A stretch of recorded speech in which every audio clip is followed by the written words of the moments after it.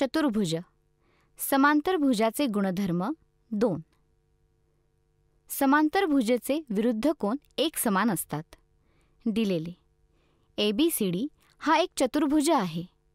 सिद्ध करायचं. कोन A बरोबर कोन C आणि कोन B बरोबर कोन D. प्रमाण. चतुर्भुज ABCD मध्ये ABला समांतर DC आणि रेषा DA त्यांना छेदते. म्हणून कोन A अधिक कोन D बरोबर 180 अंश. प्रच्छेदिकेच्या समान बाजूचे कोन 1. पुन्हा एकदा चतुर्भुज ABCD मध्ये ADला समांतर BC आणि रेषा AB त्यांना छेदते. म्हणून कोन A अधिक कोन B बरोबर 180 अंश. प्रच्छेदिकेच्या समान बाजूचे कोन 2. 1 आणि 2 पासून आपल्याला खालील मिळते.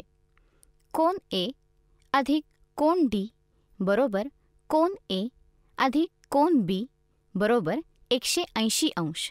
याचा अर्थ कोन D बरोबर कोन B. याचा अर्थ कोन B बरोबर कोन D. त्याचप्रमाणे कोन A बरोबर कोन C. म्हणून कोन A बरोबर कोन C आणि कोन D बरोबर कोन B. जर एका चतुर्भुजाचे विरुद्ध कोन समान असतील तर ते एक समांतरभुज आहे.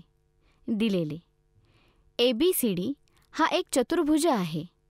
कोन A बरोबर कोन C आणि कोन B बरोबर कोन D. प्रमाण. चतुर्भुज ABCD मध्ये कोन A बरोबर कोन D. याचा अर्थ कोन A अधिक कोन B बरोबर कोन C अधिक कोन D. आता कोन A अधिक कोन B अधिक कोन C अधिक कोन D बरोबर 360 अंश. चतुर्भुजाच्या कोनाच्या बेरजेच्या गुणधर्मानुसार. याचा अर्थ 2 कंसात कोन A अधिक कोन B बरोबर 360 अंश. याचा अर्थ कोन A अधिक कोन B बरोबर 180 अंश. त्यामुळे कोन A अधिक कोन B बरोबर कोन C अधिक कोन D बरोबर 180 अंश. रेष AB, रेष AD आणि रेष BCला अशा प्रकारे छेदते की कोन A अधिक कोन B बरोबर 180 अंश. त्यामुळे ADला समांतर BC. कारण आंतरकोनांची बेरीज 180 अंश आहे. 1. कोन A अधिक कोन B बरोबर 180 अंश. म्हणून कोन A अधिक कोन D बरोबर 180 अंश.